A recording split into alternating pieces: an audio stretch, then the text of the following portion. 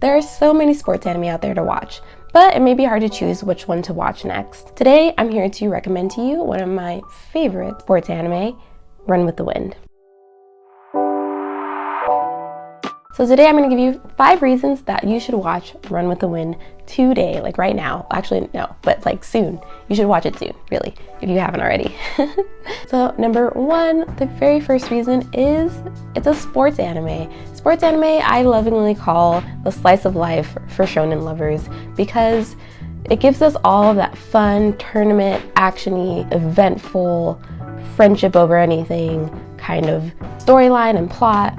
But it also has a ton of backstory and, regular everyday things that characters would do in their actual lives because it is a sports anime and they're usually, normal kids who go and play the sport and are just really obsessed with whatever sport that they're playing. Sports anime is in a league of its own. It's just a great time. I think the slice of life elements really, really make sports anime special. So the plot of the show basically follows 10 college-age guys who are kind of haphazardly thrown together to make up a track team, and they all come from different forms of athleticism to try to run together for their college. One of the main characters, his name is Haiji, he convinces them all to join the track team, and each of them kind of have to go through this training to learn how to run. So every day they're running and practicing, going to, I don't remember what they're called, mini tournaments or something, where they have to run and get below a certain time to qualify for the national event that they're trying to qualify for. The second main character of the show, Kakeru, who I like to call Kageyama because he looks like Kageyama, his name is really similar to Kageyama's, and his attitude is also really similar to Kageyama from Haikyuu. So, they could literally be twins or brothers, I don't know, but Kakeru is a great character, and he's like the real main character of the show, and we get to see him kind of struggle with running by himself. He's a really, really, really good runner, but he always runs alone, and him kind of integrating into this running setting with other people is great to see. So this one specifically focuses on running and track, and even though it may not seem as exciting as other sports anime, it definitely is. It just takes a while to get there, but we'll get to that in a second. Secondly, talk about the characters of the show, which are all adult characters, but they are all characters who are in different years of college. Just super refreshing to see because a lot of anime in general tends to be about younger characters in high school. So it's always refreshing to have characters who are in college or older, so we get to see different kinds of perspectives on life. Having the adult characters in this show is really special because we get to see characters have to deal with having to find a job after college, being able to take care of themselves on their own, living on their own, having money issues and doing things by themselves. Trying to be adults, like me. So I found them super, super relatable. Plus we get to, people who love men. This show is for you.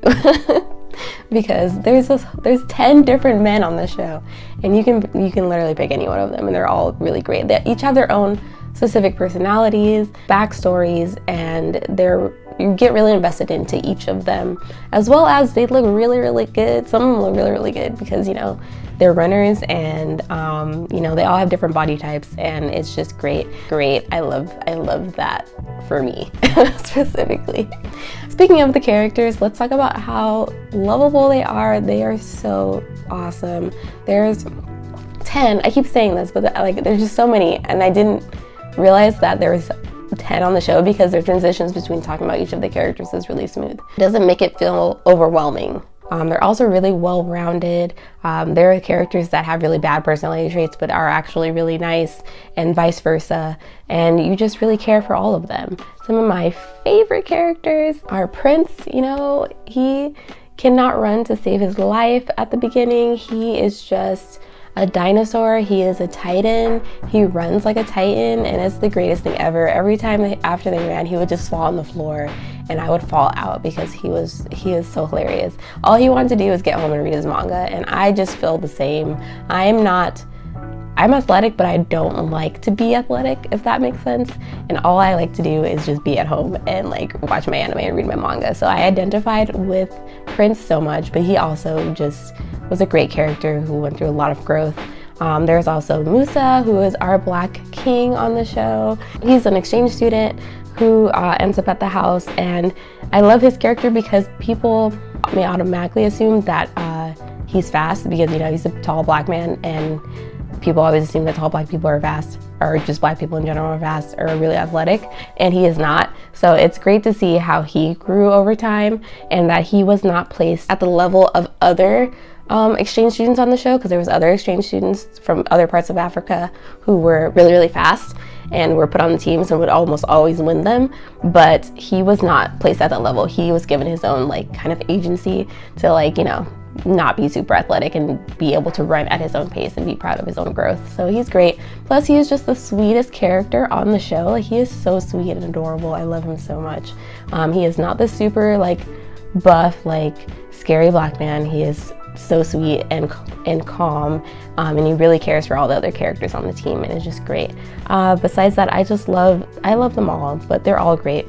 Before I move on to the fourth reason, make sure to like this video if you're enjoying it so far. Subscribe to the Anime Tea so you don't miss a video. New videos are out every Wednesday and Saturday at 4 p.m. Pacific time.